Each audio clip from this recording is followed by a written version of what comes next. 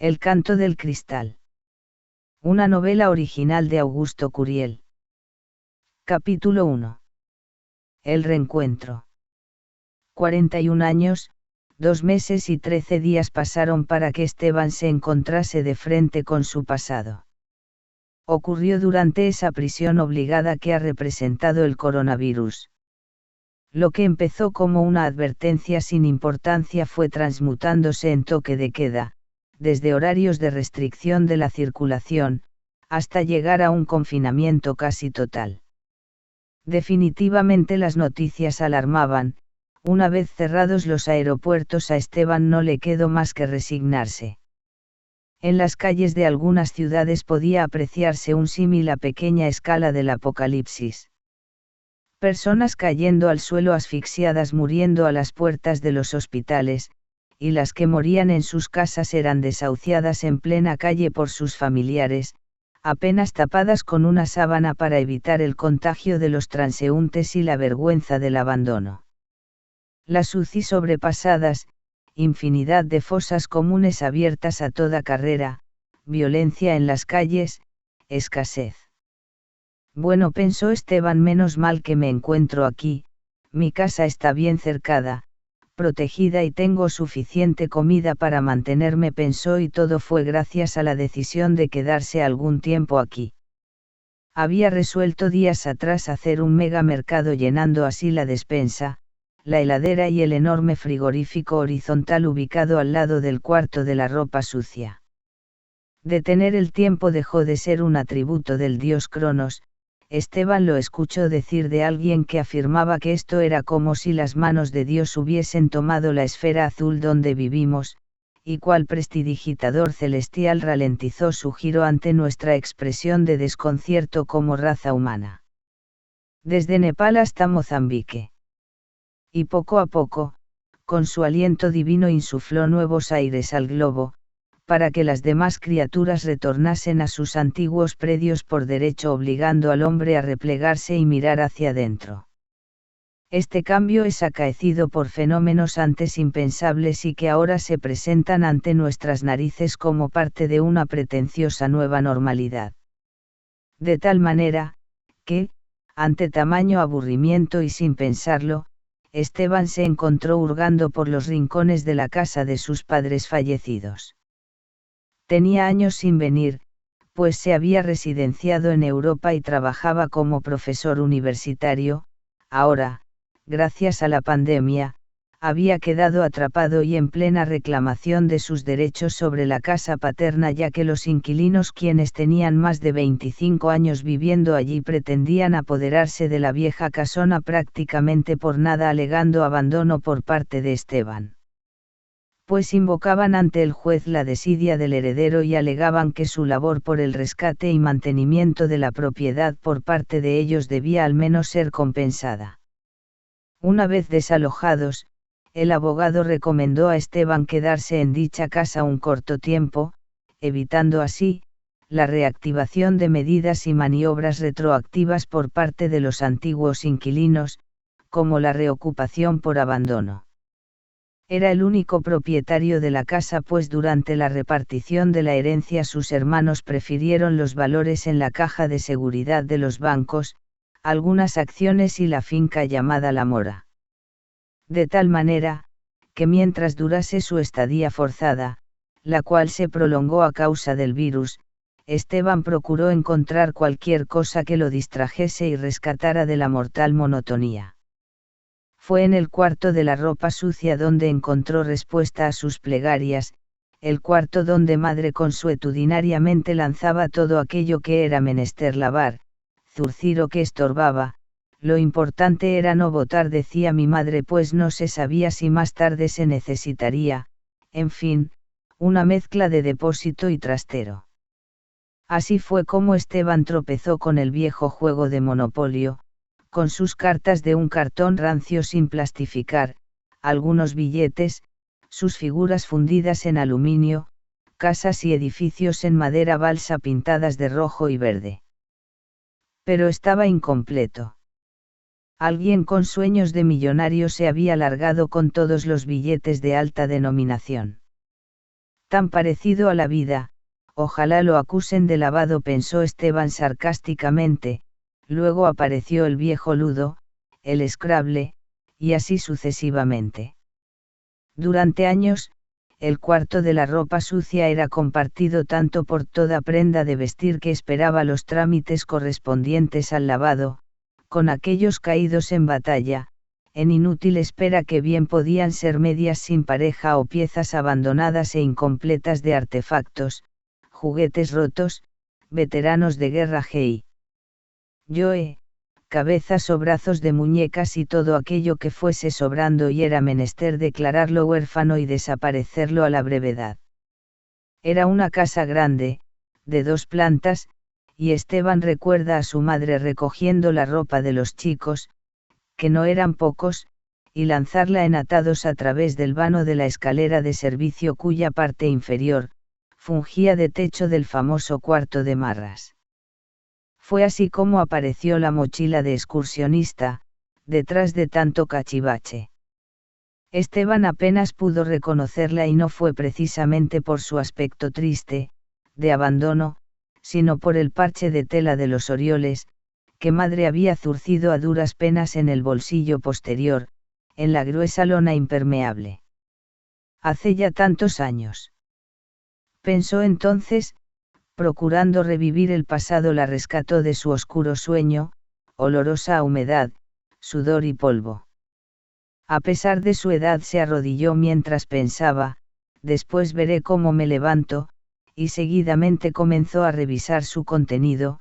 Primero, sacó la cantimplora de aluminio, ovalada y forrada con lona verde militar, luego, un par de zapatillas locoquets amarillas, azules y verdes, arrugadas, sin trenzas y familiarmente olorosas, un envase de metal para la ración, con su tenedor, cuchillo y cuchara reglamentarios.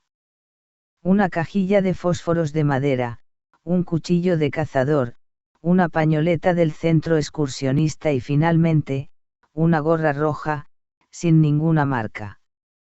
Ese era todo el inventario, y esto hubiese quedado así si su indiscreta mano, metida hasta el fondo del morral, no hubiese tropezado con lo que parecía una vieja bolsa de tela con una piedra dentro.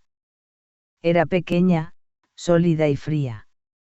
Al sacarla comenzaron a temblarle las manos, a sudar frío, y en segundos recordó perfectamente su origen y su historia.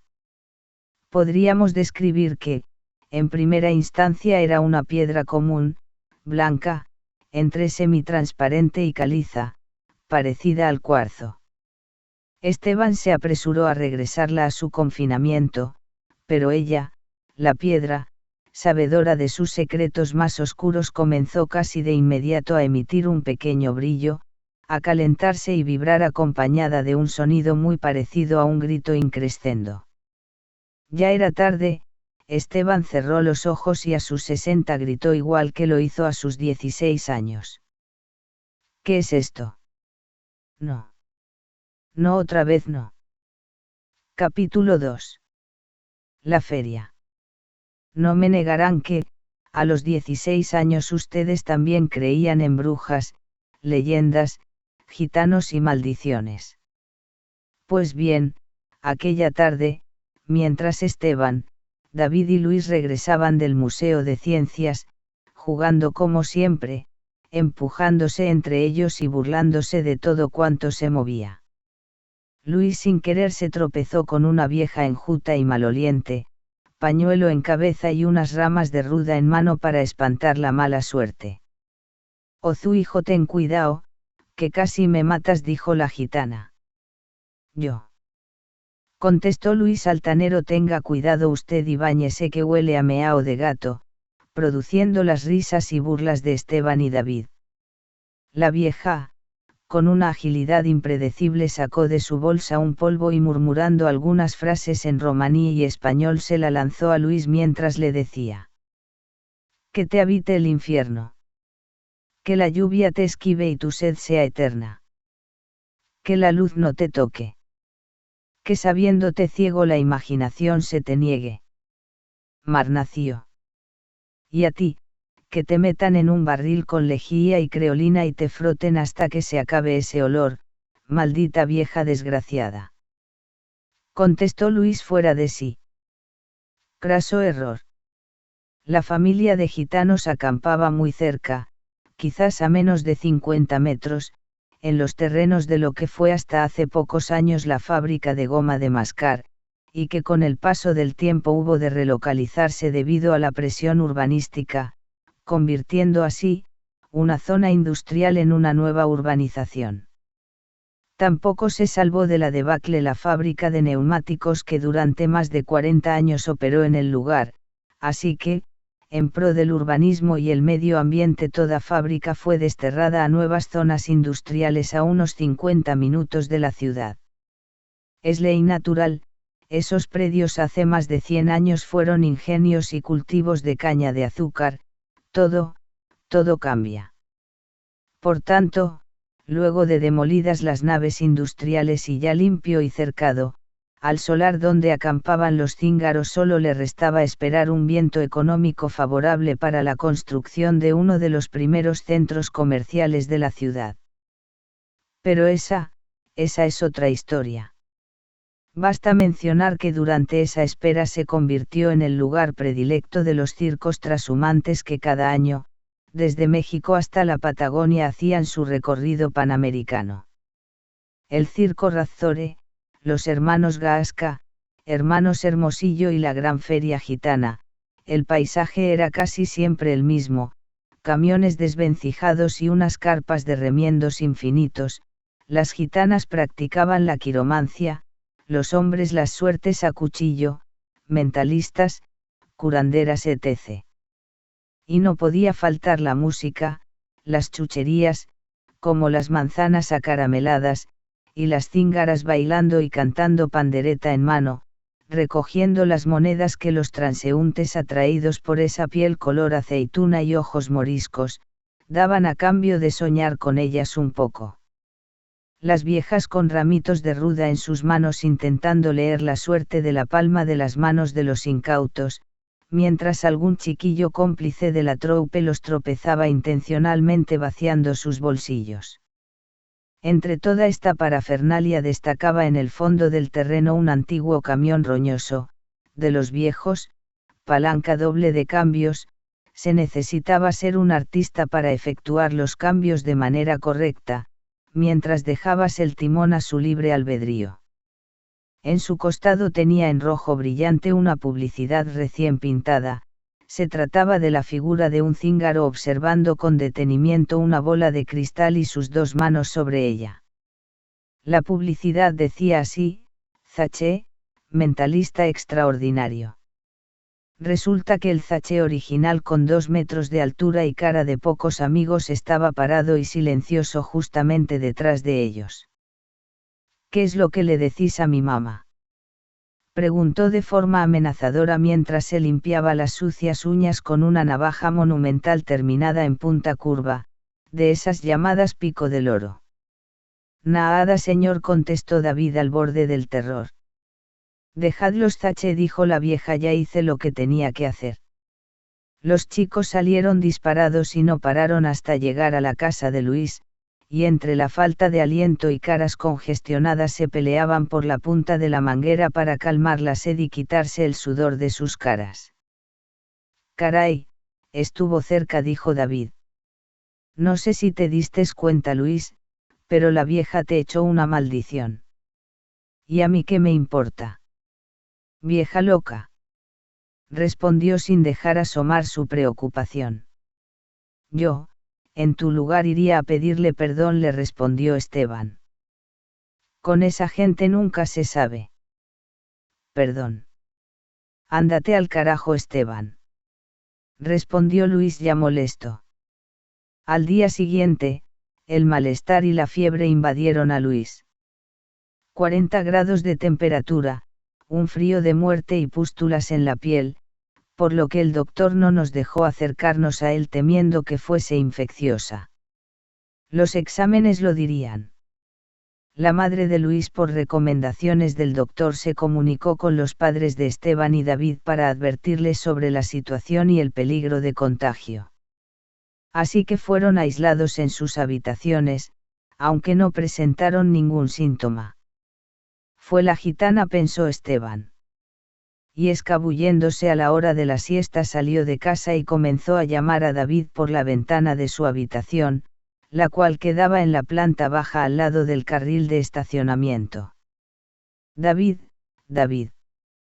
Gritó Esteban, párame bolas, ¿tú te sientes bien? Como una pepa. ¿Qué pasó? ¿Cómo coño te escapaste? Preguntó.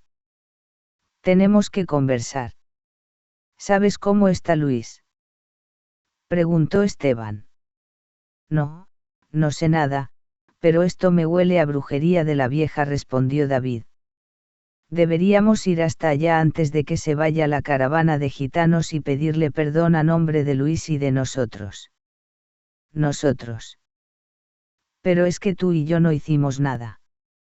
Igual, quizás no estamos a salvo, refutó Esteban. Lo cierto es que Luis estaba mal, muy mal. El doctor temía una infección generalizada con ganglios inflamados, conjuntivitis, y le costaba incluso respirar. Señora, no entiendo, le dijo a la madre. No responde ni a los antibióticos más fuertes, tendremos que hospitalizarlo. Fue entonces cuando Sagrario, la señora que trabajaba en casa de Luis, les mandó a avisar a los chicos con su pequeño hijo segundo sobre la gravedad del asunto. No queda otra que ir a pedir perdón, dijo Esteban. Pero hoy mismo.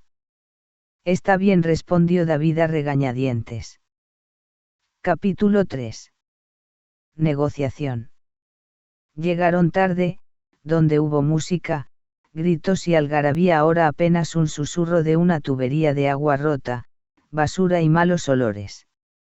Este alcalde ladrón, gritaba a sí mismo el barrendero de la municipalidad, mira cómo dejaron esto, el año que viene seguro que por 3 centavos se lo vuelve a arrendar y yo, que me joda yo recogiendo mierda. Hola, señor. ¿Podría decirme cuándo se fueron los gitanos? Preguntó David. Supongo que esta madrugada, porque ayer en la noche todavía estaban, pero creo que allá atrás todavía queda uno, respondió. Nos jodimos, exclamó Esteban. Cuando ya se retiraban cabizbajos escucharon un ruido poco familiar, metálico, carrasposo y famélico a la vez. Suena como un burro con tosferina, dijo, provocando la risa de David. En el fondo del terreno y oculto por una pila de ramas, cartones y basura estaba el camión de Zaché, como un dinosaurio con la boca abierta mientras se tragaba la mitad del cuerpo del mentalista. Enciende, cacharro de mierda, mal rayo te parta.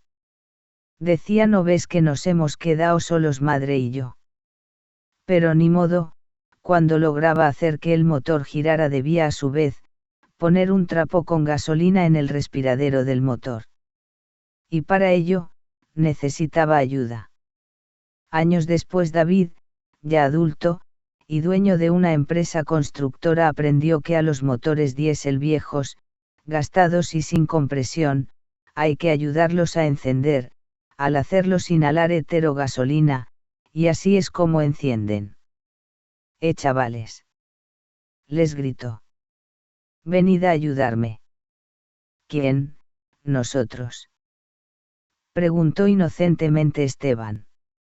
No. Respondió con ironía el hijoputa ese que no quiere esperar a que me vaya y cerrar el portón, dijo refiriéndose irónicamente al limpiador. Venid. Bueno, respondió Esteban, pero con una condición. El gitano se incorporó y salió de la boca del camión, limpiándose las manos con un trapo más sucio que él, para exclamar asombrado. Pero si ustedes son los hijoputas que se metieron con mi madre. Anda ya. Bueno, señor, respondió David, veníamos a pedirle perdón a su madre en nombre de nuestro amigo Luis. Él no quiso ofenderla en ningún momento, así que por favor, quítele la maldición, que se va a morir. El gitano tenía todas las intenciones de mandarlos de paseo, pero observó que el barrendero estaba hablando con unos oficiales de la policía, seguramente exigiéndoles que desalojaran al gitano, y si el camión no encendía puede que quedase encerrado hasta el lunes, amén de que le iban a revisar el carromato, papeles etc. Lo cual no le convenía y seguramente quedaría a la deriva, pues su grupo ya iba a 4 horas de distancia, unos 200 kilómetros.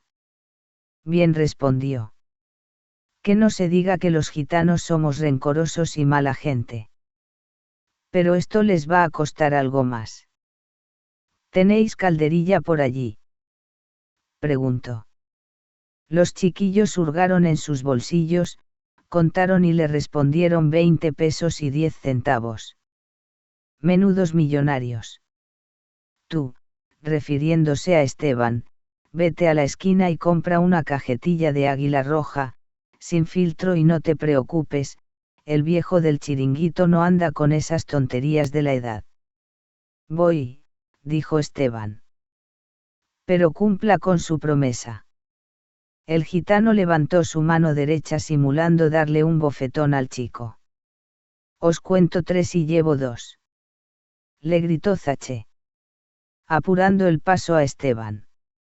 Luego de varios intentos, con David en la cabina y el gitano ahogando el motor, poco a poco entre una nube de humo maloliente el camión tembló, se quejó y finalmente encendió. No lo dejéis apagar, le dijo Zache a David. Así, manténlo así, chaval. El viejo motor al calentarse recuperó su brío y ralentizó, dejando apenas oír un ronquido de viejo mientras duerme la siesta. Zache golpeó varias veces la pared del camión gritando, madre, a levantarse, que tenemos visita y después nos marchamos.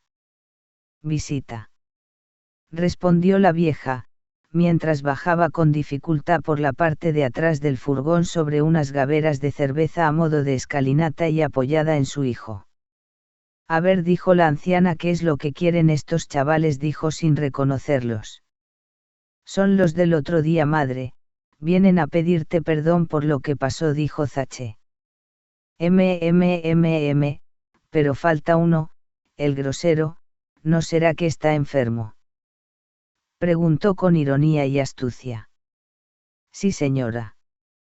Está muy mal y le pido que lo perdone, él es un poco loco, pero creo que ya aprendió su lección, dijo David. La vieja desvió su mirada recriminatoria a Zache mientras le decía, bien sabes que no me gusta deshacer lo hecho. Madre, si no fuese por ellos estaríamos en la calle hasta el lunes y el camión encerrado. Además la familia va lejos y mire, el mentalista ofreció el paquete de cigarrillos a la vieja y a ésta le brillaron los ojos, tomó uno de ellos y lo encendió con restos de brasas que aún quedaban en el fogón. Tras una calada profunda y larga tosió expulsando una saliva entre amarillenta y verde, asquerosa. Pasó las manos por el delantal más sucio que el resto de su ropa, se sentó y llamó a los chicos. Acérquense, les dijo, déjenme ver sus ojos, así sabré con quién de ustedes mando la contra. Primero se acercó David, la vieja le tomó su cara entre sus manos y lo miró fijamente. No me gustas, aunque aún no lo sabes, entre fiesta y licor acabarás contigo mismo. No eres de fiar, ni mantienes la palabra empeñada. Echa pa' allá, dijo empujándolo a un lado. Seguidamente agarró la mano de Esteban haciendo el mismo procedimiento. Pasaron los minutos y la gitana parecía en trance. Esteban y David se sentían extrañados e incómodos y Zache desconcertado. De improviso lo soltó y mirando a Zache le dijo, no sé de dónde salió, pero este es un Atsinganoi. ¿Cómo, madre? Imposible, gritó el mentalista. Mírale a los ojos, respondió la vieja. Este es hijo de príncipes, tiene linaje, tiene la estrella en sus ojos. Atsinganoi fue un término usado también para referirse a adivinadores ambulantes y ventrílocuos y hechiceros que visitaron al emperador Constantino IX en 1054. Un texto hagiográfico, Vida de San Jorge Anacoreta, refiere cómo los Atsigani fueron llamados por Constantino para ayudarle a limpiar los bosques de fieras. Más tarde serían descritos como hechiceros y malhechores y acusados de intentar envenenar el galgo favorito del emperador. La extensión de ese término generaría los modernos sustantivos tzigane, zigeuner, zingaria y zíngaros. Entonces, si es así muchacho, dijo Zaché, no tenemos nada que enseñarte. Toma esta bolsa de tela y no la abras. Dijo la vieja, prepárale un té caliente a tu amigo, una taza pequeña y le das de beber, la bolsa se la colocas detrás de la nuca y eso es todo. Eso sí, dijo con énfasis, no la pierdas, guárdala contigo siempre. Con toda zalamería, la vieja cruzó miradas con Zaché y les dijo a los chicos: queremos saber cómo evoluciona el enfermo, dadnos vuestras direcciones y teléfonos para ver si podemos ayudar en algo más, hijitos, dijo la vieja dirigiendo su mirada exclusivamente a Esteban. Los chicos, agradecidos e inocentes, le dieron sus datos, y al fin los gitanos subieron al camión y se marcharon entre una nube de humo negro, no sin antes mirar a Esteban y decirle: Neebedem curant print, nos vemos pronto, príncipe. Los chicos esperaron que el camión se alejara mientras el barrendero los empujaba fuera del terreno y cerraba el portón. Seguidamente se dirigieron a la casa de Luis. Sus padres esperaban la ambulancia en el jardín y por tanto, aprovechando la distracción, se escabulleron hacia la cocina preparando el té en una pequeña olla con agua hirviendo. Apúrate, le decía David a Esteban, nos van a descubrir. La ambulancia tardaba, y el padre de Luis salió en su auto junto al doctor hasta la entrada de la urbanización mientras la madre lloraba acongojada en el jardín. Los padres y el doctor llegaron a pensar que el chaafe de la ambulancia no daba con la dirección y en efecto, fue así. Rápidamente y a un descuido de la madre entraron sigilosamente a la habitación. Luis estaba semi-inconsciente, irreconocible, la piel del rostro roja a reventar y llena de pústulas, los ojos muertos y el color de las manos ceniza. Pese a la impresión, los chicos no perdieron tiempo y le hicieron apurar el brebaje que, aunque caliente, lo agradeció. Pues su estado de deshidratación era notorio. Asimismo, colocaron la bolsita detrás de su cuello y se marcharon sigilosamente. 15 minutos más tarde llegó la ambulancia. Los chicos habían desaparecido y Luis, sentado en la cama, sin fiebre, sin rosetones y brevemente pálido ante el desconcierto de todos, le dijo a su madre: mamá, ¿qué hay de comer? Tengo hambre. Los chicos finalmente pudieron visitar a Luis en su lecho de recuperación y Esteban, más por curiosidad que por otra cosa, metió su mano tras la colcha de la cama de Luis y encontró la bolsa salvadora y la puso a buen resguardo. Ya anocheciendo, y en carretera a Oriente, la vieja habla con Zaché: lo encontramos, hijo, lo encontramos, él es el indicado y nos llevará hasta los clavos de Cristo. Pero hay que guiarlo, el cristal ya lo tiene. Que hable el cristal. Capítulo 4. Origen. Los payos no nos quieren porque, así como dicen que los judíos mataron a Cristo, también afirman que los clavos los forjamos nosotros los gitanos. Decía la vieja a Zaché, mientras el camión avanzaba a trompicones. Lo que ellos no saben es que venimos de muy lejos, de Pakistán, de Egipto. ¿Cuántos reyes y emperadores nos deben sus reinos? ¿Cuántas pestes conjuradas y cuántas revueltas disueltas gracias a nosotros? ¿Y el pago? Ser condenados a errar por el mundo como una casta inferior. Cálmese, madre, que eso no le hace bien, dijo Zaché mientras el camión temblaba como un enfermo de San Vito. ¡Ay, hijo, mal rayo los parta!, contestó. ¿Que no se enteran de que venimos de los magos caldeos de Siria, que Semous, la tribu perdida de Israel? ¿Acaso no limpiamos los bosques de fieras de los dominios de Constantino para después ser expulsados acusándonos de haber envenenado su perro favorito? Premita un divé del cielo que te coman los chusqueles. Gritó. Ya madre, ya. Le dijo Zaché. Que no estamos para sustos. La historia era repetida por la anciana cada vez que podía.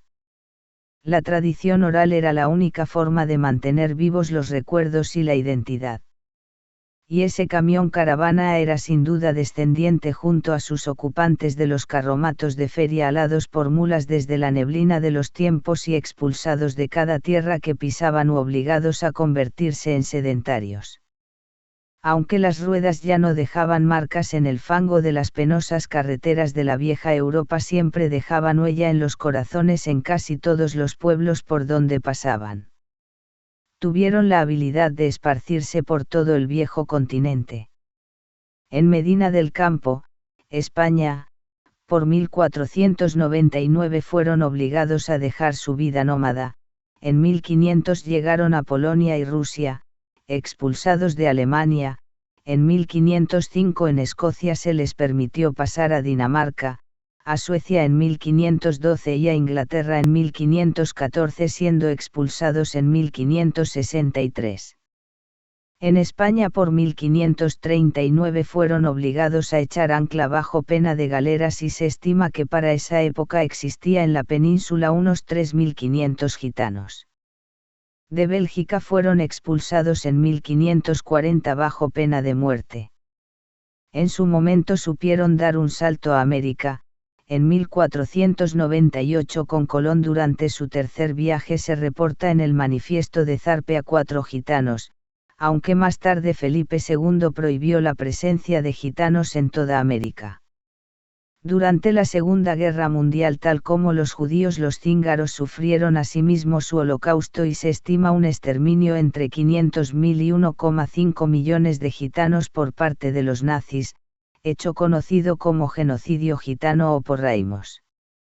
Se cuenta que, en Jerusalén, un herrero gitano de nombre Jofranca tenía su forja cerca de lo que hoy es la Vía de la Dolorosa. Una de sus habilidades era fabricar clavos, puntas de lanza, cuchillos, hoces, palas, guadañas y similares, en fin, herramientas y piezas que no requerían métodos tecnológicos complejos. Utilizaba la fragua, el atizador, palanca, yunque, martillo y tenazas. Aquella tarde, unos soldados romanos entraron en su taller intempestivamente y se llevaron toda la producción de clavos arrojándole unas monedas al suelo. El herrero confundido les preguntó el porqué de tanta premura, a lo que uno de ellos respondió burlón: «Vamos a crucificar al Hijo de Dios». Horas más tarde, pasó frente a su negocio una multitud gritando y azuzando a un pobre hombre herido que llevaba una pesada cruz a cuestas. Se detuvo desfallecido, y el gitano, compadeciéndose, le llevó un pequeño cuenco con aguamiel. El hombre apenas tomó unos sorbos y lo miró con compasión infinita, mas el herrero no pudo soportar la idea de que los clavos que había entregado por unas pocas monedas fuesen para acabar con este hombre manso y le pidió perdón. Jesús lo volvió a mirar y le sonrió. Se cuenta que una mezcla de sudor y lágrimas del Salvador cayeron en el cuenco. El herrero se retiró a su negocio afligido y colocó el cuenco en un estante donde quedó por algún tiempo. Como todo en la vida, cuando comenzó a surgir simultáneamente la leyenda de que los asesinos de Cristo habían sido los judíos y que quienes habían facilitado los clavos para su muerte en la cruz había sido obra de los gitanos. Esto traería para ambos conglomerados a lo largo del tiempo calamidades sin fin. Como es costumbre, poco tiempo duró la permanencia de la familia del gitano en Jerusalén, y recogiendo los bártulos para seguir con su odisea por el mundo, al tomar el cuenco, el herrero notó que se había formado un cristal en el fondo. Una pequeña piedra blancuzca y semitransparente. Así nació la leyenda del cristal que canta, casi desconocida si se compara con el santo sudario, la corona de espinas, la copa de la última cena y la lanza del destino. Cada una de ellas convertidas en objetos míticos y dotadas con poderes especiales. Esta última reliquia, mencionada en el Evangelio de Juan 19,33 a 34, también es mencionada en el Evangelio apócrifo de Nicodemo, alrededor del siglo IV, que nos habla de un centurión llamado Longinos a quien se atribuye atravesó con la misma el costado de Cristo, del cual solo manó agua y sangre. Un nombre muy similar aparece en una miniatura en los Evangelios ilustrados por Rábula en 586 DC. Se dice que la lanza puede alterar la realidad misma y permite al portador realizar cualquier cosa. La lanza ha sido mencionada en muchos escritos antiguos. Esta creencia sobre su inusitado poder llegó a propagarse en el tiempo. Se dice que la lanza estuvo en poder de Constantino, Carlomagno, Federico I, Barbaroja, los templarios e incluso Napoleón Bonaparte. Hasta que durante la anexión de Austria a Alemania en la Segunda Guerra Mundial, la misma llegó a estar en manos de Adolfo Hitler, quien mandó a hacer una copia e incluso llegó a utilizarla en varios mítines. Al finalizar la guerra, la lanza original fue rescatada en 1945 por los aliados y se dice que también la tuvo en sus manos el general Patton un día antes de morir en un terrible accidente de tránsito. En fin, todos los personajes mencionados triunfaron en cada uno de sus propósitos mientras tuvieron en sus manos esta reliquia y al perderla, inexorablemente perdieron su fortuna y hasta sus vidas. Finalmente fue devuelta al tesoro austríaco. Así como la lanza del destino tiene su leyenda y atributos, la leyenda del cristal que canta, también es conocida, aunque con menos difusión.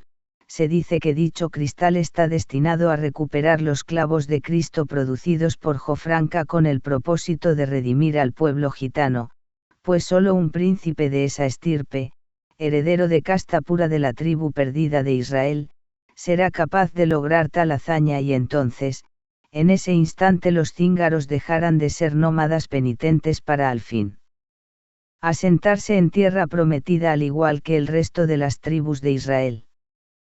Pero si se toca o se saca de su pequeña bolsa por manos equivocadas, el intruso sufrirá una muerte súbita.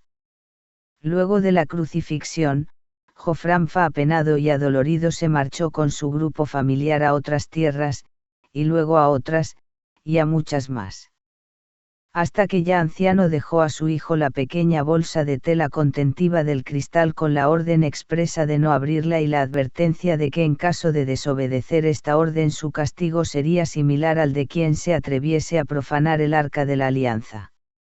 El cristal estaba destinado solo para el príncipe, quien sería capaz de lograr la redención de su pueblo, de tal manera que fue pasando de mano en mano, de generación en generación con algunos episodios de desobediencia cuando al abrir el pequeño saco y tocar el cristal terminaban indefectiblemente en una violenta muerte del infractor.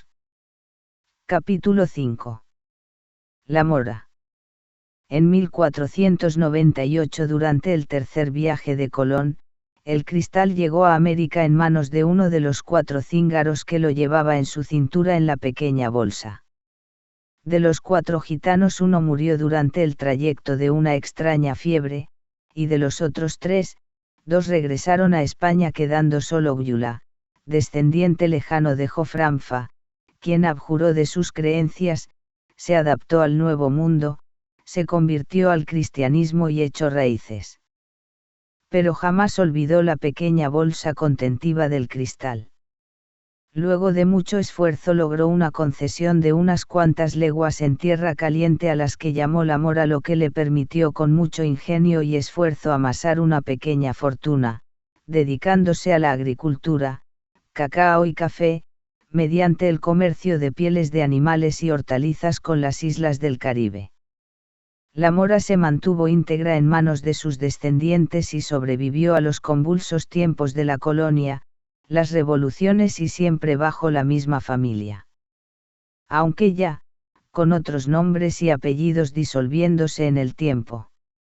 La propiedad dejó de ser el sustento de la familia por los años 1840 para convertirse en un lugar de veraneo donde los sucesores de quien fue una vez Jofranfa, quien pasó a llamarse Juan Rodríguez, se acordaban apenas de sus choznos y tatarabuelos. La historia, los nombres y los apellidos cambiaron a castizos, y para los 1900 su descendencia estaba compuesta por apellidos Rodríguez y en su mayoría Juan de nombre, ya fuese como primero o segundo nombre, Juan José, Juan Carlos, Juan Rafael. Etc., médicos, doctores en ciencias físicas y matemáticas, comerciantes y farmacéutas de renombre. Aunque la mirada de estrella en sus ojos y su piel aceitunada en unos más que otros jamás desaparecieron por completo. Años después, durante una sequía memorable donde los animales y siembras de la finca casi se extinguieron, se produjo una hambruna de proporciones bíblicas, emigrando todo ser vivo que pudo. La mora, fue prácticamente abandonada a su suerte. Quiso el azar que no fuese objeto de saqueos ni desvalijamiento, pues ya no quedaba nada de comer e incluso, la laguna se secó totalmente formando una llaga de costras rojizas donde antes hubo abundancia de vida.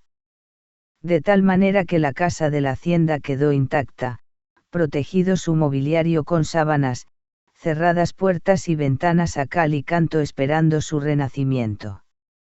Y allí, en el despacho de don Juan Rodríguez, heredero último de la propiedad, ingeniero de carreteras, bajo los tablones del piso reposaban a buen resguardo, en la oscuridad, los documentos de propiedad de las tierras, diferentes edictos, actas de nacimiento y defunción hasta una pequeña bolsa olvidada en el tiempo. Pasados unos 2 años Juan Elías, el hijo menor de don Juan, un tarambana sin oficio y mantenido por la fortuna de su familia decidió llegar a la mora, huía de sus acreedores y las correspondientes letras y pagarés producto de su sed insaciable de juego a los dados. Allí estaría bien escondido, refundando la finca, con un nuevo capataz, mediante el suministro de nuevos animales que don Juan compraba en otras remotas regiones, también semillas, y contando con el retorno de algunos peones y criados se insufló nuevos aires a la mora. Pero había un detalle, al nuevo capataz le encantaba el juego de barajas y a Juan Elías también.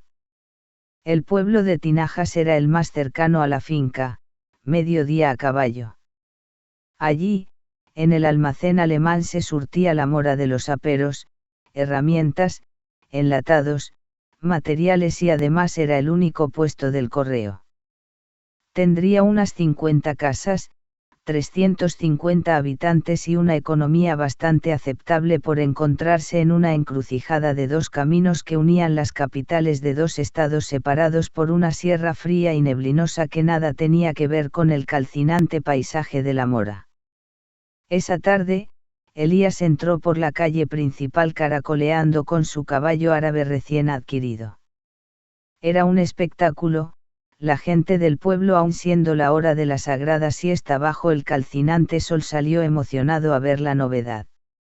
Nada que ver con los esmirriados caballos criollos, el animal era inteligente, carácter fuerte, de gran resistencia, muy alto y su cabeza y cola siempre erguidas había causado sensación en el pueblo, la silla de montar negra, remachada con botones de plata, un cuero repujado con diferentes figuras nunca vistas, un asiento almohadillado de tamaño amplio fabricado en cuero y relleno de paja, recubierto por una manta blanca o zalea, un saliente delantero a guiso de perilla, grandes estribos de hierro pavonado y 2 cinchas, la principal, rodeando el cuerpo del caballo fijándola en torno a su cuerpo, y otra sobre la grupa, hasta engancharse y fijarse a la cola.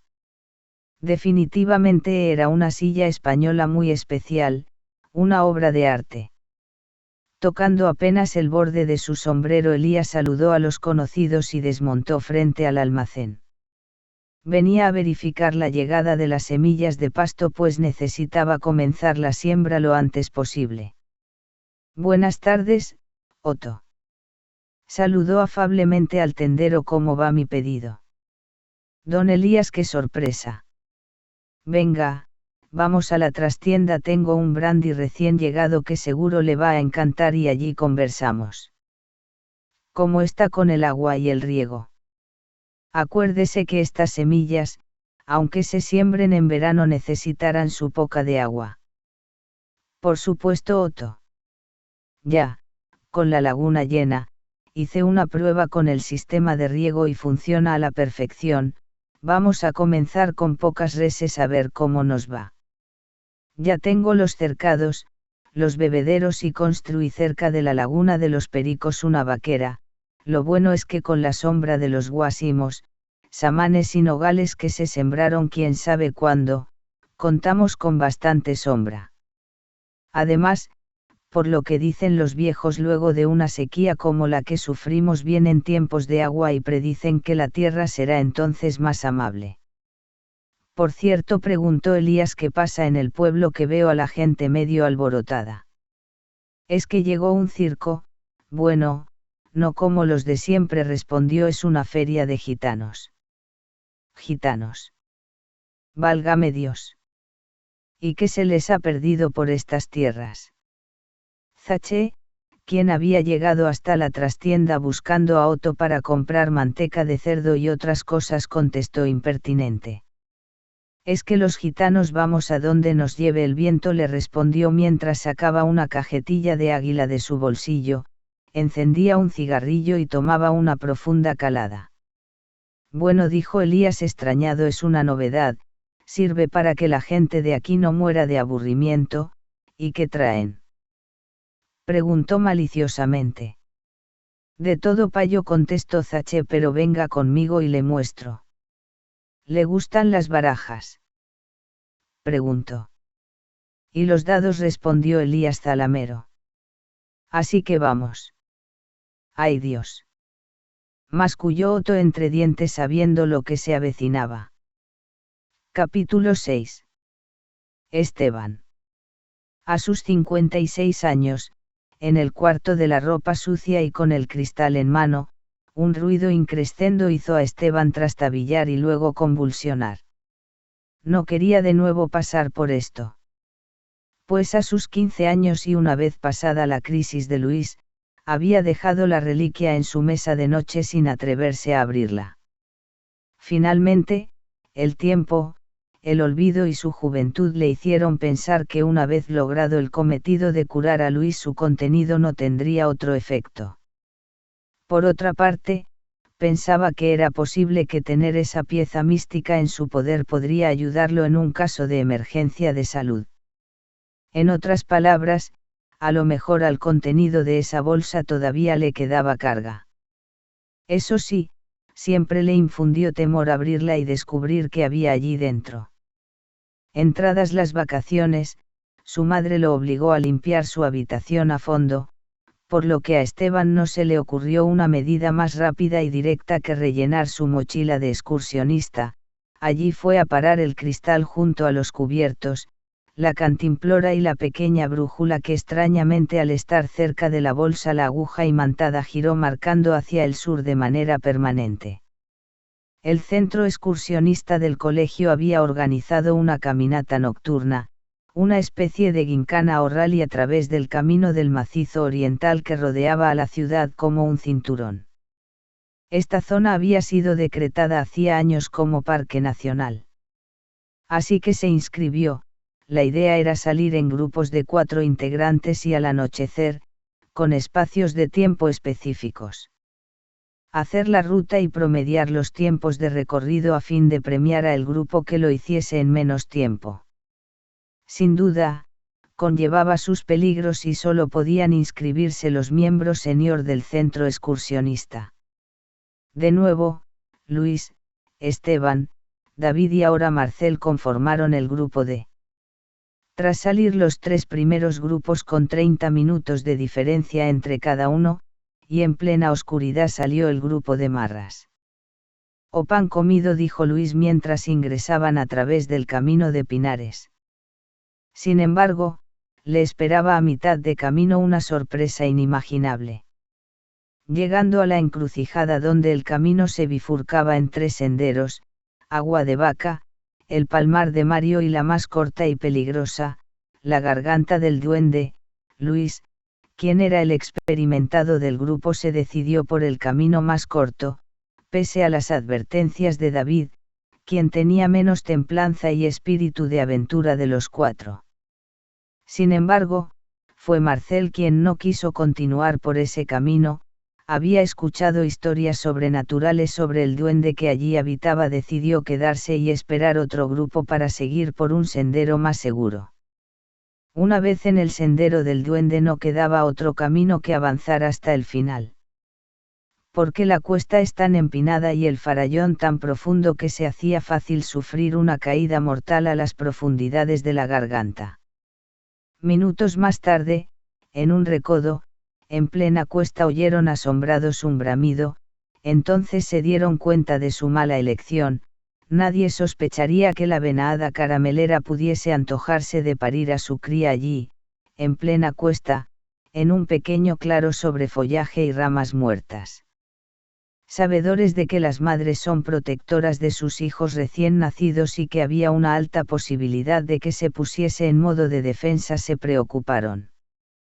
Pues lo que en otras circunstancias produciría la huida de la venada en este caso fue lo contrario. La madre se incorporó violentamente corriendo hacia ellos y produciendo en los jóvenes una retirada caótica.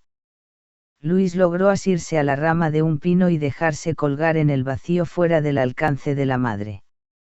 David se refugió tras una roca inmensa y el animal siguió de largo en su ceguera a por Esteban, quien emprendió una carrera de espaldas para no perderla de vista, dando el frente a la madre hasta que con un empujón brutal el animal lanzó a Esteban al vacío, cayendo, deslizándose unos cuantos metros hasta dar con el fondo de la garganta, en un pozo, y golpeando su cabeza contra una roca quedó inconsciente. El pánico hizo a los muchachos retroceder y a la venada regresarse a por su cría. Tanto David como Luis treparon como pudieron hasta la encrucijada. Allí los esperaba Marcel, angustiado al oír los gritos y bramidos, esperando lo peor. ¿Qué pasó?, preguntó. Se los dije. Con esas vainas no se juega. ¿Dónde está Esteban? No lo sabemos, respondió Luis casi sin aliento. Creemos que se cayó por el farallón, murmuró David. ¿Y ahora qué hacemos?, dijo Marcel al borde del pánico. ¿Quién sabe si se mató? Vamos a gritar, a pedir ayuda. Los grupos que vienen tras de nosotros no han pasado aún, dijo Marcel. Así fue. Parte de los grupos que venían detrás se regresaron para dar la alarma al guardabosques, cuya casa se encontraba a unos 40 minutos de allí. Y el resto, sin entrar en la garganta del duende, comenzó a gritar llamando a Esteban, quien de haber estado consciente apenas los habría escuchado. Hubo de esperar el amanecer para comenzar la búsqueda con los grupos de rescate. Los chicos se quedaron en la encrucijada elucubrando qué habría podido pasar con Esteban. Mi pierna, me duele mucho, murmuró Esteban al recobrar el conocimiento. La oscuridad era total y no podía moverse. Sin embargo, alcanzaba a escuchar una caída de agua muy cerca de él. Comenzó a tantear su cuerpo y descubrió que manaba algo de sangre de su cabeza, donde palpó una enorme protuberancia debido al golpe con alguna roca. Aparte de la pierna fracturada, tenía heridas de arañazos con las ramas y piedras durante su caída, pero estaba vivo y eso era lo importante. Apenas percibía, entre el ruido de la cascada, unas voces. Gritó, mucho, alto y seguido, pero sin resultado. Entonces humedeció la pañoleta del grupo excursionista que llevaba al cuello y se frotó la cara, se limpió sus manos, luego la amarró en su cabeza tapando el golpe recibido. No debo desesperarme, se dijo, en unas horas amanecerá y me encontrarán, así que debo acomodarme y guardar fuerzas para gritar cuando sea la ocasión. Mientras los chicos esperaban la ayuda en la encrucijada angustiados y llorosos, Esteban optó por quitarse la mochila que aún tenía en la espalda y que de alguna manera le había protegido durante su caída. Sacó su cantimplora y un bocata de jamón y queso que se había preparado, comió y bebió muy despacio, sin intentar moverse mucho. Entonces recordó la bolsa de los gitanos y la buscó con esperanza. Allí estaba. La tomó y la puso, luego de mojarla detrás de su cabeza. Fue entonces cuando comenzó a sentir escalofríos incontrolables en todo su cuerpo y un calor inusitado lo invadió, seguido de una sensación de adormecimiento y bienestar. La vieja gitana se le apareció en sueños riendo con su desdentada boca. «Hola príncipe», le habló, «no te preocupes chaval, que tienes cosas más grandes que hacer que morirte en este hoyo».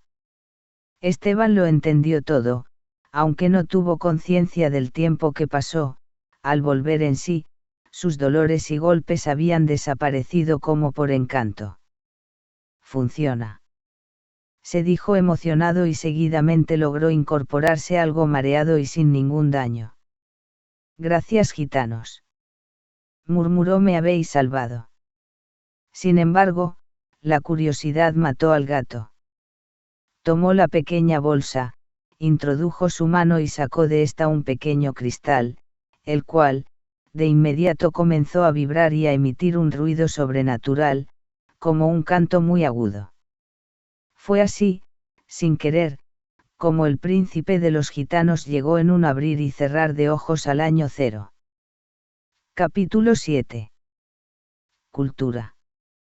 Los 4 gitanos que zarparon a América durante el tercer viaje de Colón habían sido condenados por el Consejo de Ancianos debido a variopintas razones. El primero, por enamorarse de una paya abandonando a su familia a su suerte; los otros 2 por promover la pelea entre familias; y el tercero, Gyula, por robo de gitano a gitano, de un pequeño bolso de cuero guardado con gran celo por la más anciana de la tribu, quien murió horas después debido al disgusto. En realidad, era la gitana quien le había sustraído el bolso a Gyula. Por tanto, mientras los gitanos de respeto evaluaban su caso, pues Gyula alegaba que esa reliquia pertenecía por línea directa a su familia. Ante esta muerte la tribu toda se vistió de negro. Se activaron las prohibiciones rituales de no usar jabón ni afeitarse, no escuchar música, no usar ropa nueva, prohibido bailar. Se estableció un periodo de luto de 1 semana y todos los varones debieron usar una cinta negra en su camisa. Gyula fue declarado culpable y expulsado por decisión del Consejo de Ancianos. Pero no devolvió la bolsa. Solo le permitieron asistir a celebrar la limoria en la tumba de la anciana, donde llevó cigarrillos y frutas. Se despidió y no miró hacia atrás mientras, bolso en cintura, sus pies lo llevaban al puerto de Sanlúcar de Barrameda, desde donde partiría en una flota de 8 navíos junto a sus otros 3 compañeros de desgracia el 30 de mayo de 1498. Esta expedición transoceánica, compuesta por 226 hombres, pretendía explorar y anexar las tierras a descubrir en nombre de los Reyes Católicos. El 6 de febrero partió una avanzada con provisiones y soldados hacia La Española, actualmente República Dominicana, y Haití.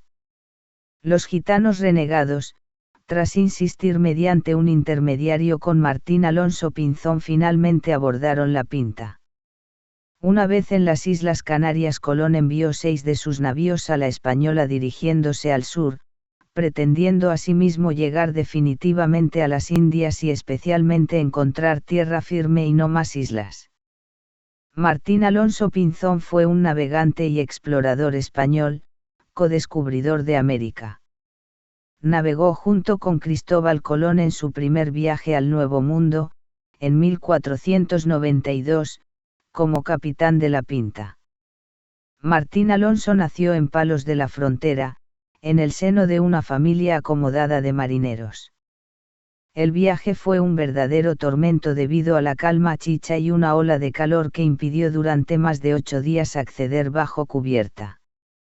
Sin embargo, el 31 de julio se toparon con lo que hoy es Trinidad. Muy cerca de allí, finalmente, llegó a tierra continental en lo que hoy día se llama Macuro en las costas orientales de Venezuela. El verdor y la belleza del paisaje hizo a Colón llamarla Tierra de Gracia. Gyula también quedó prendado de esas tierras. Pasadas unas horas se acercó a la nao una canoa con indios. Colón pretendió sorprenderlos y animarlos simulando una fiesta y baile, mas los indios comenzaron a atacarlos con flechas, por lo que Colón ordenó responderle a punta de ballesta haciéndolos desistir. De allí, los indios se dirigieron a la embarcación donde estaba Gyula, y con la malicia natural y habilidad del gitano le ofreció un sayo y un bonete al jefe del grupo indígena, quien aceptó encantado el obsequio, invitándolo a subir a su canoa para llevarlo a su choza. Pese a las advertencias de sus compañeros, Gyula aceptó y por tanto, fue el primero en pisar tierra continental. Allí se estableció a convivir con los indios por unos cuantos años, aprendiendo su lengua y siendo aceptado por los mismos quizás debido al color aceitunado de su piel y físico diferente al de los blancos peninsulares, más parecido al cobrizo de los indígenas.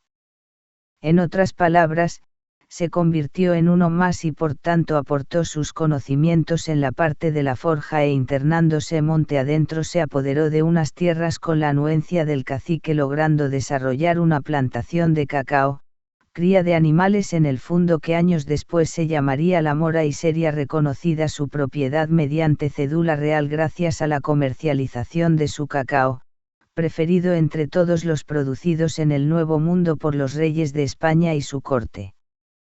¿Qué tan buena fortuna le trajo a Gyula? Descendiente de Jofranfa y ahora convertido en don Juan Rodríguez. Con el tiempo la fortuna familiar se fue consolidando y don Juan, ya viejo, logró contraer nupcias con una peninsular que le dio 4 hijos varones para su orgullo, lo que le permitió fortalecer y expandir su patrimonio. Construyó una gran casa en la zona más fresca de La Mora. Se hizo traer muebles de España y muchos enseres. Siempre con la pequeña bolsa en el cinto. Sin embargo, con el pasar del tiempo sentía la aproximación de la muerte, entonces decidió colocar a buen resguardo el cristal en una bóveda bajo el entablado del piso de su oficina, reunió a sus hijos, habló con ellos y tras dictar sus disposiciones les narró la historia de la reliquia y les prohibió sacar al cristal tanto de su bolsa como de su bóveda. No había en ninguno de ellos la intención de apoderarse de algo que más bien podría ser una maldición y por tanto, la bolsa quedó allí por generaciones, manteniendo en sus herederos muy poco interés, pues para ellos era un objeto sin valor alguno que solo debía mantenerse bajo propiedad de la familia hasta el final de los tiempos. Aunque apenas se hablaba del origen familiar, mantenían un orgullo similar al de los ocupantes del Miflover de ostentar que su antepasado llegó junto a Colón a estas tierras. Mayflower es el nombre del barco que, en 1620, transportó a los llamados peregrinos desde el Reino de Inglaterra, hasta un punto de la costa oriental de América del Norte, hoy ubicado en los Estados Unidos de América. Capítulo 8. Año 0. La garganta del duende había desaparecido. Y Esteban, aturdido, se encontró inexplicablemente detrás de lo que fue la forja de Jofranfa, y a su lado la madre de Zache. Ambos aparecieron justo unos minutos antes de la llegada de los legionarios. Mira, le susurró la anciana, no es un sueño, no te preocupes hijo, no nos pueden ver, quiero que estés atento. Pero, dijo Esteban, no entiendo lo que dicen, le respondió, ¿dónde estamos? ¿Dónde comenzó todo? Te repito, aunque hable en otra lengua, si prestas atención lo vas a entender todo, dijo la gitana. Algunas mujeres portaban sus vasijas en dirección al pozo al final de la vía, iban a por agua fresca. La zona estaba poco concurrida, lo que era extraño pues se trataba de un paso obligado para todo transeúnte que quisiera dirigirse al extremo de la ciudad. Esteban fue testigo invisible de la visita de los centuriones a la forja y fue entonces cuando la gitana le dijo: «Mira, príncipe, esos son los clavos con que crucificarán a nuestro Señor, de aquí parte nuestra maldición y desgracia, con ellos fundieron mucho después una cruz y tu deber es encontrarla para mi pueblo». «Pero», dijo Esteban. «Tú calla y observa», le respondió la gitana. Se oía a lo lejos el ruido típico de muchedumbre agolpada y cada vez más cerca. En efecto, un mar de gente se dirigía hacia ellos canalizada por un grupo de soldados romanos, y en el centro un pobre hombre malherido cargando una pesada cruz.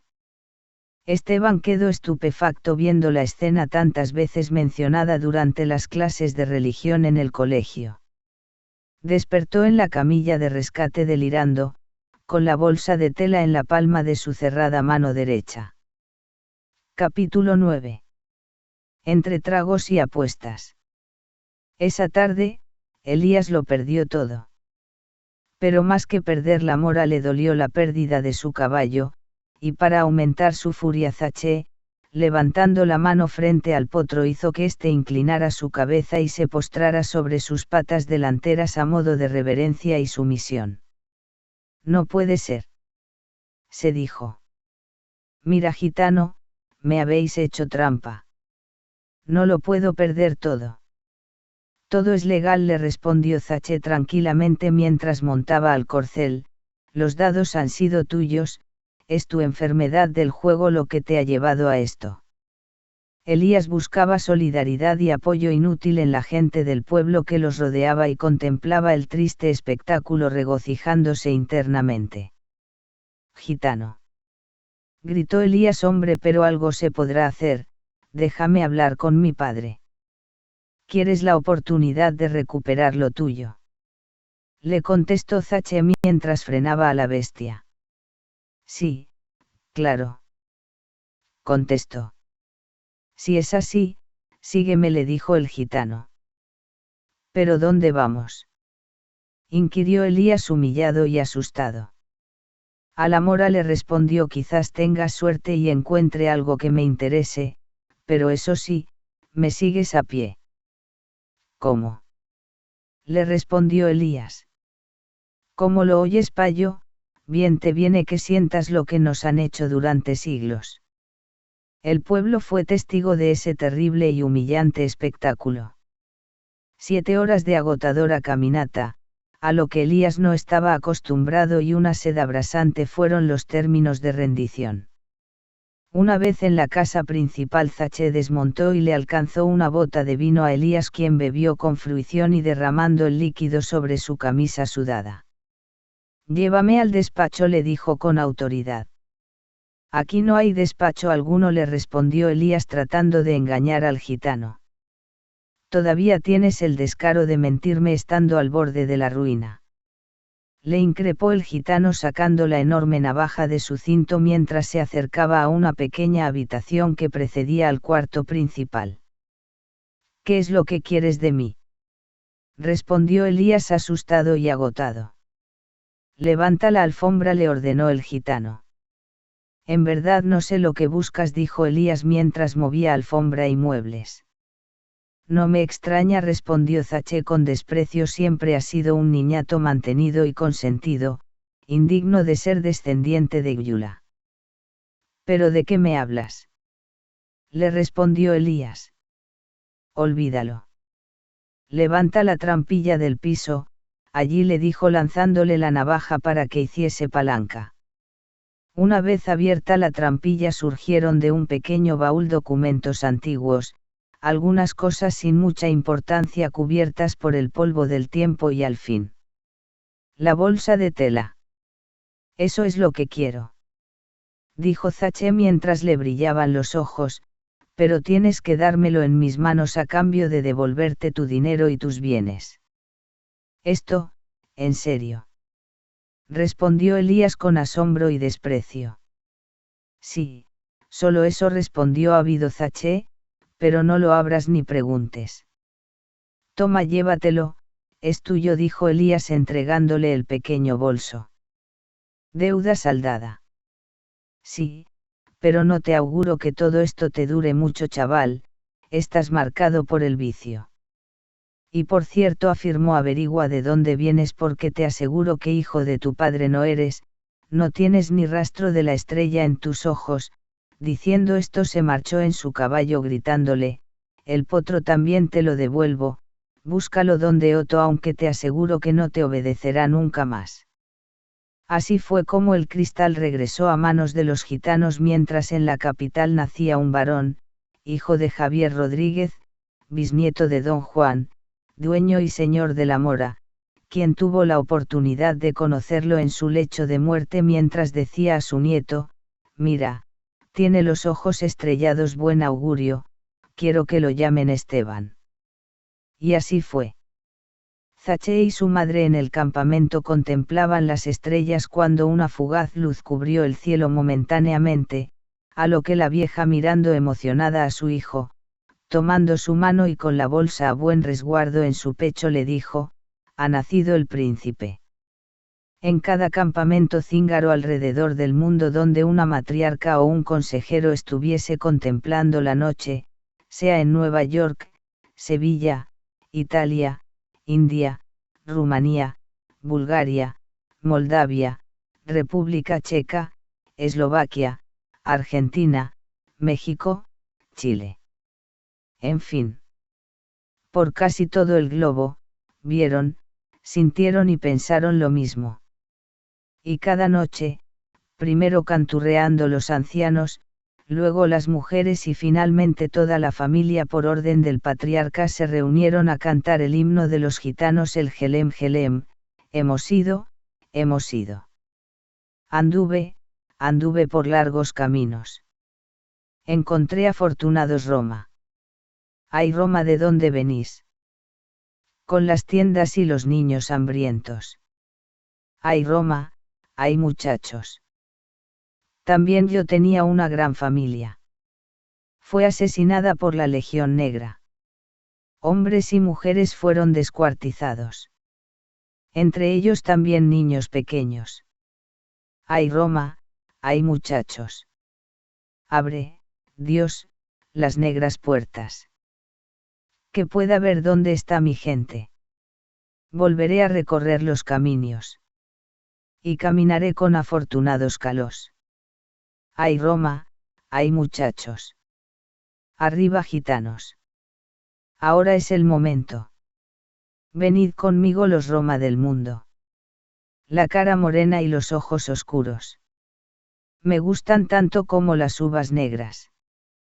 Ay Roma, ay muchachos.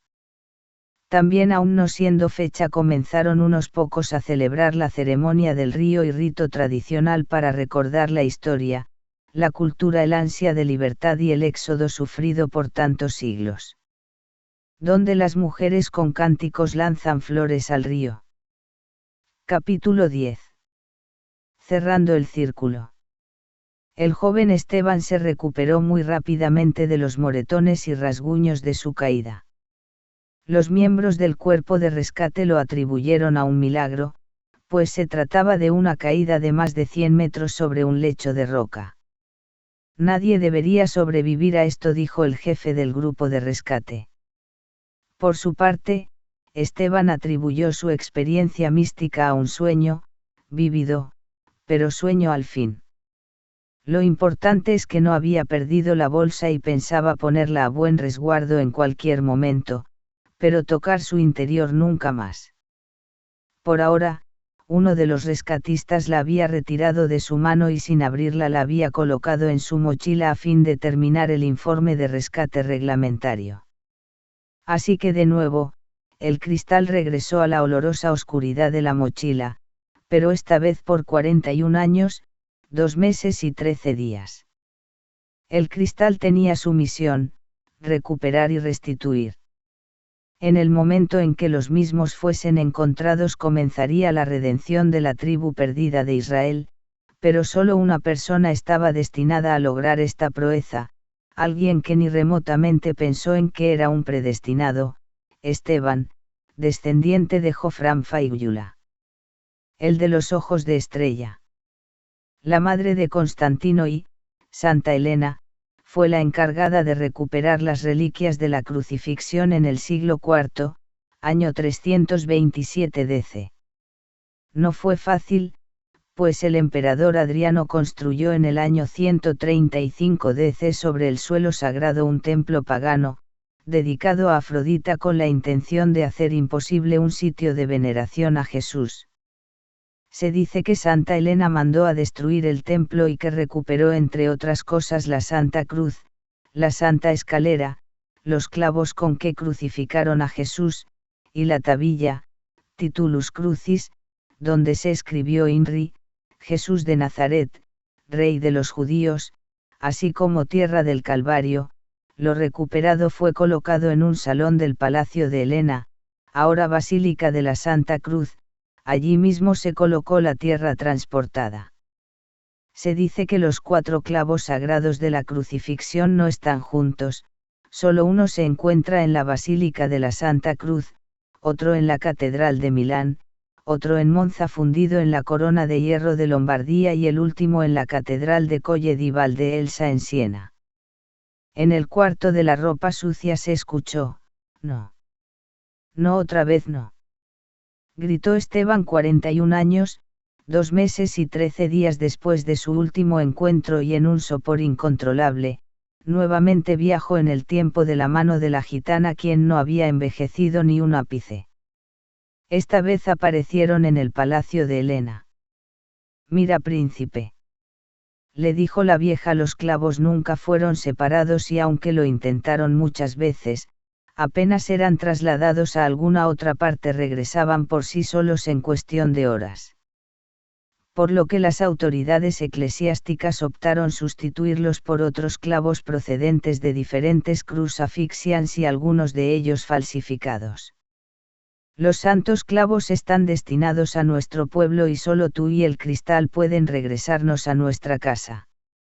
Desde un marco intemporal, como público invisible de una obra teatral, contemplaron cómo, una a una, fueron guardadas las reliquias dentro de la sacristía de la basílica, cubiertas después con la sagrada tierra del Calvario para al fin, colocar pavimento. Están allí, príncipe, le susurró la vieja, esta vez no me falles, no tendremos otra oportunidad. Fíjate bien, le recalcó, no son las que ves ni las que ves son. Dicho esto, Esteban despertó sudando frío en el oscuro cuarto del closet de la ropa sucia y allí se quedó horas llorando, rezando y meditando. El cristal dejó de vibrar y Esteban lo introdujo de nuevo en su bolsa mientras pensaba: debo prepararme. Acudió entonces a la tecnología de la información. Wikipedia y los otros elementos de información en la red fueron de suma utilidad para Esteban, quien, como un poseído, anotaba todo lo que parecía de interés con respecto a la Basílica de la Santa Cruz. También los vídeos encontrados en YouTube lo referenciaron y orientaron. Finalmente, a mediados de marzo la pandemia bajó su intensidad, y luego de 5 meses de confinamiento, una vez abiertos los aeropuertos, Esteban, con certificado de vacuna en mano, tomó el primer vuelo disponible al Aeropuerto Internacional Leonardo da Vinci en Roma. Había logrado arrendar su casa a un instituto de cuidado para ancianos por un periodo de 5 años, recibiendo la cantidad total en euros con el compromiso de mantener el precio inalterable durante el periodo del contrato. Así que financieramente podía darse el lujo de solicitar su año sabático en la universidad donde impartía mecánica de fluidos en la Facultad de Ingeniería. A Esteban le fue fácil encontrar habitación cerca de la Basílica de la Santa Cruz de Jerusalén, en el Eurostars Roma Eterna en Vía Casilina. Hace meses, hubiese sido imposible, pero ahora, en tiempos post-pandemia, la gente estaba temerosa y reacia a todo lo que fuese salir de su entorno, por lo que había cupo suficiente. Casi o ningún turista en calles, plazas y monumentos. Era un escenario irreal e ideal, pues así, Esteban contó con el tiempo y espacio suficiente para conocer la zona.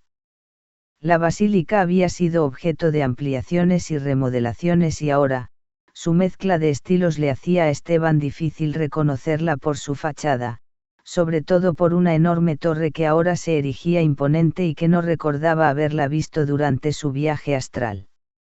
Esteban cenó solitario en el Aquiladoro, mientras trataba adivinar cuáles serán sus próximos pasos.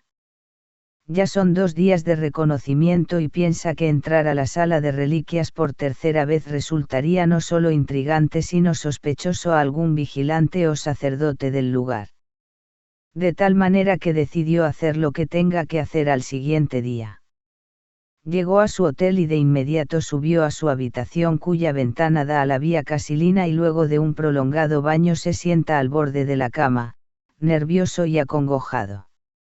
Ha colocado la bolsa del cristal sobre la cama y la contempla. «¿Qué dolores de cabeza me has dado?», le dice. Han pasado varias horas y ya es de madrugada. Esteban insomne. El silencio de la calle se rompe con un ruido muy peculiar, es el sonido de una carreta o carromato y el relincho de un caballo. Se asoma con extrañeza para descubrir con asombro, una carreta antigua tirada por un jamelgo y con una cubierta de lona gris y sucia donde se puede leer con algo de dificultad: Zache, mentalista extraordinario. El triángulo de vías que circundan la basílica, la Viale Castrense, Vía Noula y Vía Casilina, están bañadas por una luz sobrenatural y Zache, con todo desparpajo y a sabiendas que nadie lo ve ni lo oye, le grita: «Príncipe, baja, ya es hora». Esteban, intrigado, se abriga y baja a la calle, bolsa en mano, sube al carretón mientras le dice al gitano: «Pero es que usted tampoco envejece. Está usted enterito». «Ozú». «Príncipe, claro que estoy entero. Es que creíais que iba a venir por partes. Vamos, que el tiempo es oro». Las calles hasta la basílica están solitarias y aunque el alumbrado público está apagado, una luz fosforescente ilumina la zona. Al llegar a la entrada de la basílica se da cuenta que no está solo, y al voltear logra distinguir una muchedumbre de seres transparentes, todos gitanos, proveniente de todas partes del universo y de todos los planos.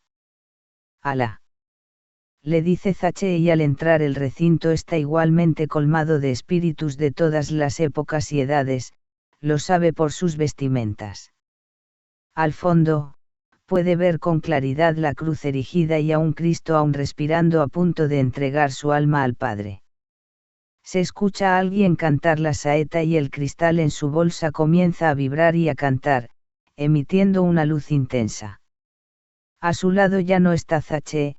En cambio ahora lo rodea un anciano que inmediatamente reconoció como Jofranca.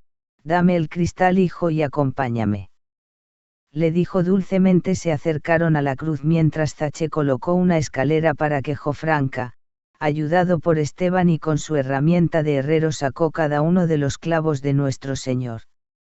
En ese instante el cristal se evaporó y los clavos se fundieron mientras alguien cantaba a capela. Dijo una voz popular: «¿Quién me presta una escalera? Para subir al madero. Para quitarle los clavos. A Jesús el Nazareno». Oh, la saeta, el cantar. Al Cristo de los gitanos. Siempre con sangre en las manos. Siempre por desenclavar. Cantar del pueblo andaluz. Que todas las primaveras anda pidiendo escaleras para subir a la cruz. Cantar de la tierra mía, que echa flores al Jesús de la agonía, y es la fe de mis mayores. Oh, no eres tú mi cantar. No puedo cantar, ni quiero, a este Jesús del madero, sino al que anduvo en la mar. La saeta Joan Manuel Serrat. Entonces Jesús, apoyado en Jofranca y Zache, logró ponerse de pie y caminar. Mientras la muchedumbre le abría paso y lo escoltaba, el nazareno pasó al lado de Esteban y le acarició el rostro. Jesús es gitano, pensó. Despertó en la estación edipolicia de la zona, con una acusación de haber irrumpido en la basílica por la madrugada sin saber cómo, pues todas las puertas y ventanas estaban intactas. Esteban fue detectado por un guardiano Dinaatei que dormía durante su guardia y fue despertado por cánticos y ruido encontrando todo intacto, no faltaba nada, nada extraño excepto por una losa de mármol levantada en el piso de la sala de reliquias. Así que Esteban, luego de un juicio rápido y una multa simbólica, fue obligado a declarar para salvar el honor que se había quedado dormido dentro del confesionario y por tanto fue puesto en libertad.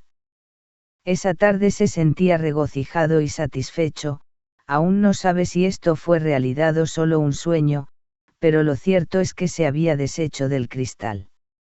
Unos metros más allá, en la fuente se encontró con una vieja de aspecto muy familiar, la cual le dio una ramita de ruda mientras le decía: no necesitas que te lea la palma de la mano, príncipe, ni necesito ver a tus ojos para decirte gracias, nos has liberado.